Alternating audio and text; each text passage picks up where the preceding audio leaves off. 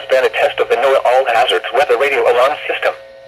NOAA National Weather Service normally conducts this test every Wednesday between 11:30 a.m. and noon. If there is a threat of severe weather, the test will be postponed until the next fair weather day.